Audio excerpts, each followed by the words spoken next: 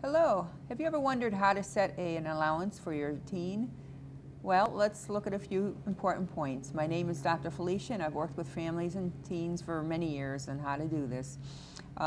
First thing you want to do with an allowance is make sure that your child or teen earns that allowance. Make sure that you have a set of rules, that it's clearly listed, perhaps on the refrigerator or bulletin board, as to what are expected for chores and why the allowance would be given. Once that's established, make sure that you follow through so that if a chore isn't done, you encourage them to do it, you supervise, you make sure that it's done by the end of the week.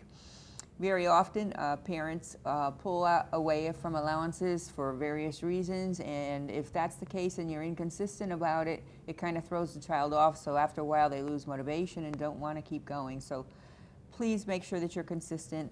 And if you're going to give allowance, then go ahead and give it to them regularly.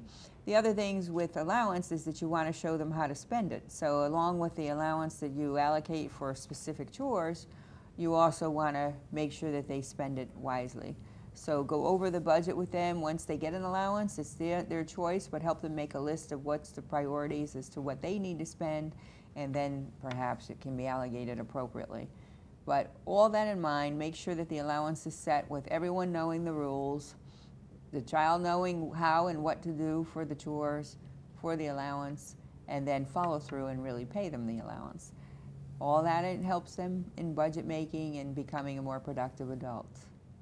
Thank you and good luck. Dr. Felicia.